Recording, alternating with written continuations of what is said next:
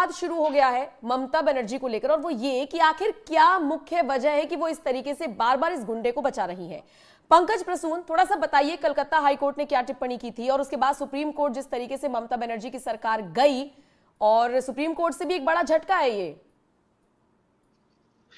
देखिए नम्रता, सबसे पहले तो मैं कलकत्ता हाईकोर्ट का एक जजमेंट है और मैं रिक्वेस्ट करूंगा कि मैंने जजमेंट की वो कॉपी भेज दी, उसका एक क्लिप है, उसे जरूर दिखाया जाए। जब ये केस चल रहा था कोलकाता हाईकोर्ट में, बिल्कुल सही इसमें लिखा हुआ है, अगर कोई दर्शक पढ़ सकते हैं तो पढ़ ले। कोलकाता हाईकोर्ट ने रिटन में अपने जजमेंट में ये लिखा है कि बंगाल पुलिस बायस्ड है।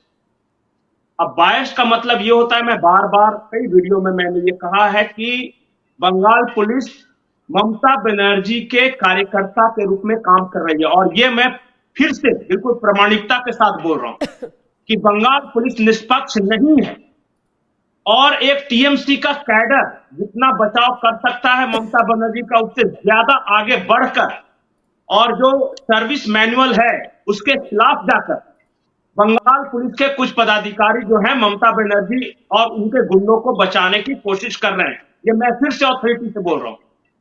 और आपको शायद नम्रता मैंने ये बताया नहीं कि ये व्यक्तिगत पीड़ा होती है। जब संदेश खाली का एक वीडियो मैंने किया और वायरल हुआ तो मेरे पास बंगाल पुलिस का एक नोटिस आया और उसमें लिखा हुआ था कि आपने बंगाल सरकार की छवि धूमिल करने की कोशिश की है। खैर मैंने अपने वकील के मार्फत उनका जवाब भेज दिया है। ये धमकाने की कोशिश कर रहे थे कि आप ना बोले। हकीकत ये है कि बंगाल पुलिस ममता बनर्जी के कार्यकर्ता के रूप में काम कर रही है और ये मैं नहीं, अब सिर्फ पंकज प्रसून नहीं बोल रहा है, अब कलकत्ता हाईकोर्ट का ये ऑर्डर बोल रहा है और जो स्क्रीन पे दिखाई दे रहा है। अब बताइए कि ये गुंडे की रक्षा बंगाल पुलिस क्यों कर रही है? इसकी सबसे बड़ी वजह है कि ये जो संदेशखाली का जो टेरर था या संदेशखाली का जो आतंकी गुंडा शेख शाहजहां है, वो पहले तो पकड़ा नहीं गया, अंडरस्टैंडिंग के बाद पकड़ा गया। पहले उसे आराम से बंगाल में घूमने दे रहे थे जहां छुपना था, बंगाल पुलिस को पता था।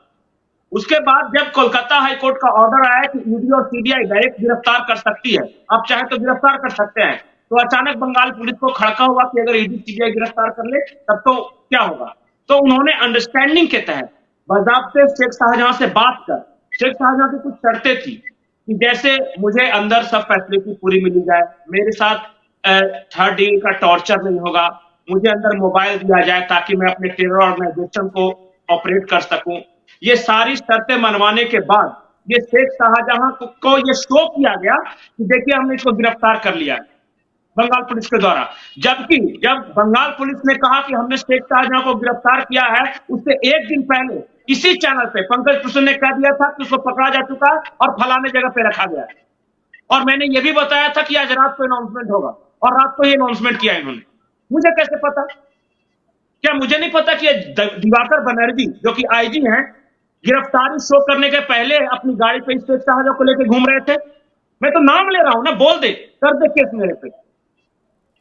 कि जब दुनिया को पता चला कि शेख शाहजहां गिरफ्तार हो गया है, उससे 4-5 घंटे पहले बंगाल पुलिस के आईजी दिवाकर बनर्जी शेख शाहजहां को अपनी गाड़ी पे लेके घूम रहे थे।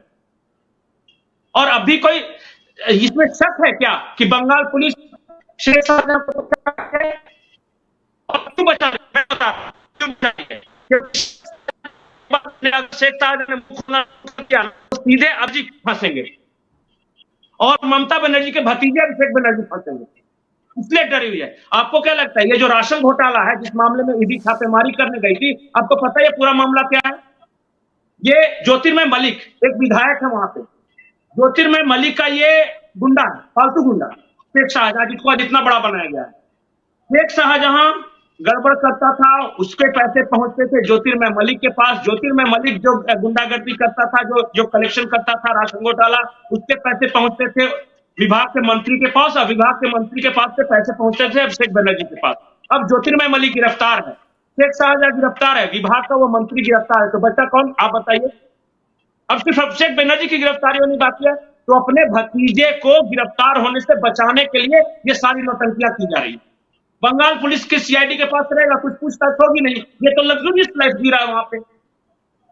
लेकिन दिक्कत यह है कि यह देश कानून से चलता है और ममता बनर्जी उनके भतीजे की दादागिरी से चलता नहीं। तो कोलकाता हाईकोर्ट में मैटर गया, सीबीआई गई वहां पे, उन्होंने कहा कि भाई हमें सौंप ही नहीं रहे हैं, हम भी पूछताछ करना चाहते हैं कि कुछ घोटाले की जांच तो हम कर रहे हैं, तो जो जांच घोटाले की जांच कर रहे हैं वो करेगा।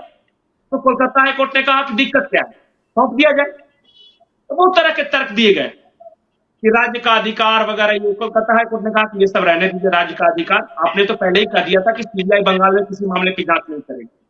ममता बनर्जी ने यह कहा था सीबीआई को घुसने नहीं देंगे बंगाल में, लेकिन घुसी, जांच कर रही है। अब ये लोग गए सुप्रीम कोर्ट, सुप्रीम कोर्ट में ये कहते हुए गए कि कोलकाता हाईकोर्ट ने, हम चूंकि हमने सीबीआई को नहीं सौंपा तो एक कंटेम्प्ट का भी केस दायर हुआ है कि कोर्ट के आदेश की अवहेलना की है बंगाल सरकार ने। तो इसलिए अभिषेक मनु सिंह भी वकील है बंगाल सरकार, तो उन्होंने सुप्रीम कोर्ट में जाके कहा कि माई बाप जल्दी से इसका फैसला कर दीजिए और एक हियरिंग रख दीजिए कम से कम, क्योंकि ये बाद में ये तो कह देंगे कि कोर्ट में मामला चल रहा है, उसी बहाने टाल लेंगे 5-7 महीने। तो कोर्ट ने कहा कि जल्दी क्यों हियरिंग रखें, अर्जेंट हियरिंग क्यों, माने क्या है। तो उन्होंने कहा कि अरे अर्जेंट हियरिंग नहीं रखिएगा तो कम से कम ये तो रख दीजिए कि नहीं सौंपना है शेख शाहजहां को। सुप्रीम कोर्ट ने कहा कि ऐसा हम क्यों बोले, क्यों ना सौंपे। इनका अभिषेक मनु सिंह भी कहता है कलकत्ता हाईकोर्ट के फैसले को पलट दीजिए।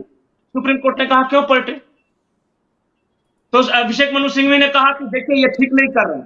तो जज साहब ने कहा कि चले जाइए चीफ जस्टिस के पास, मतलब आप जो चाहेंगे, जो कपिल सिब्बल, अभिषेक मनु सिंघवी, इस तरह के लोग जो चाहेंगे वही करेगा क्या सुप्रीम कोर्ट। तो मना कर दिया, अब मना कर दिया तो बौखलाए हुई है, अब फिर से चिल्लाना शुरू करेंगे देश का कोर्ट बिक गया, मीडिया बिक गया, चुनाव आयोग बिक गया, ईवीएम हैक हो गया, देश बिक गया। यही सब तो कोरोना है इन लोग का।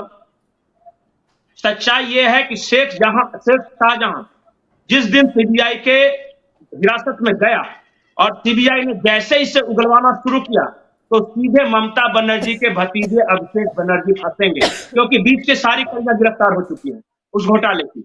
ज्योतिर्मय मलिक गिरफ्तार हो चुके हैं, विभागीय मंत्री गिरफ्तार हो चुका है, शेख शाहजहां गिरफ्तार हो चुका है, सिर्फ एक आदमी बचा हुआ है इस मामले में और वो है अभिषेक बनर्जी। अपने भतीजे को बचाने के लिए सारा नाटक रचेंगे ममता बनर्जी। मुझे लगता है समझ में आ गया ना। ये जो इतने दाव पे चले जा रहे हैं ममता सरकार की तरफ से, सोचिए वो ये कह रही हैं कि अगर एक जांच एजेंसी जांच कर रही है तो दूसरे को हस्तक्षेप नहीं करना चाहिए। और जहां तक मैंने पढ़ा है, जो जानकारी मैंने ली है, ईडी भी शायद जांच कर रही है इस मामले में, संपत्ति भी कुर्क की जा रही है इसकी। मुझे ऐसा लगता है कि अगर हम कहते हैं सोशल मीडिया आप कितनी गालियां दे लीजिए कि मीडिया बिकाऊ ये वो फलाना, लेकिन अगर मीडिया में, सोशल मीडिया में ये बातें ना आती तो मुझे तो नहीं लगता पंकज जी की इस आदमी पर इतनी कार्रवाई हो पाती जितनी की अब हो रही है। और सबसे बड़ी बात इसकी अकड़ देखिए, सोने पे सुहागा उस पगड़ी पहने हुए उस अधिकारी को आप याद कीजिए जो खालिस्तानी का मुद्दा उठाकर ममता सरकार को एक तरीके से डिफेंड करता हुआ नजर आया था। कोर्ट ने तो साफ कर दिया, बंगाल पुलिस ममता बनर्जी के टुकड़ों पे पड़ रही है और उसके कार्यकर्ता की तरह काम कर रही है बंगाल पुलिस। और मीडिया में ऐसा नहीं कि सिर्फ मुझे नोटिस आया था एबीपी के एक प्रकाश सिन्हा है, उनको तो गिरफ्तार कर लिया, जो बंगाल में हूं सबको गिरफ्तार कर लिया। और सारी मीडिया को क्या धमकी दिया, टीएमसी के एक नेता का आपने बयान सुना कि हम आपको आज मामला हाईलाइट हो गया, संदेश खाली जाने से नहीं रोक सकते, लेकिन बहुत सारे एक्सीडेंट होते हैं इस देश में और कल को किसी एक्सीडेंट में कोई मीडिया वाला मारा जाए तो मुझे दोष नहीं दीजिएगा। ये मर्डर थ्रेट है कि नहीं? अब बताइए किन परिस्थितियों में वहां काम कर रहे हैं लोग। अब एक्सीडेंट में मारने की धमकी तक दे रहे हैं, नोटिस से नहीं काम बना, अरेस्ट किया, अरेस्ट से काम नहीं बना, मीडिया को अरेस्ट करने से काम नहीं बना, तो अब एक्सीडेंट में मारने की धमकी दे रहे हैं। अब खुलेआम दे रहे हैं, ऐसा नहीं है कि कोई गुपचुप तरीके से, या पहले तो फोन पे सीधे फोन करके बताया जाता था, व्हाट्सएप कॉल आता था। ये अकड़ ढीली कैसे होगी? पुलिस बिक गई, अकड़ ढीली ममता बनर्जी होगी, तो समझने को तैयार है ही नहीं, तो फिर वो तो कोई राष्ट्रपति शासन की जो मांग की जा रही है, लास्ट ऑप्शन बचता है या कुछ और बीच का रास्ता है? नहीं, आप घबराइए मत, ममता बनर्जी की अकड़ ढीली हो रही है तभी ये बौखलाहट में इससे बयान आ रहा है। बिल्कुल जमीन इनकी खिसक चुकी है।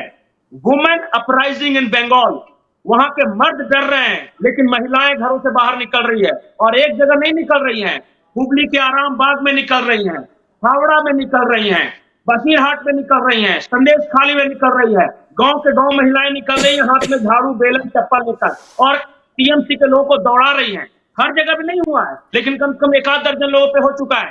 बंगाल की ये क्रांति महिलाओं की क्रांति है, और घबराइए, किसी को कुछ करने की जरूरत नहीं है। पुरुषों की डरती है, फटती है, वो शांत रहे, घर में रहे। महिलाओं ने मोर्चा संभाल लिया है। और आपको क्या लगता है ये बौखलाहट में नहीं बयान दे रहे तो क्यों दे रहे? कोई कह रहा है टीएमसी का नेता कि अगर इस बार टीएमसी के अलावा किसी दूसरे पार्टी को टिकट दिया तो हाथ काट लेंगे। चमड़ी छीन लेंगे पिलास लगा के। ये धमकी स्टेज से दे रहे हैं। कोई कह रहा है कि एक मीडिया वालों को एक्सीडेंट में मार देंगे। कोई कह रहा है कि अब देखिए, एक ने कह दिया कि राम मंदिर में जो दर्शन करने जाएगा वो हिंदू नहीं है। ये सारी बौखलाहट में बयान निकल रहा है। ये हार रहे हैं, जमीन खिसक रही है।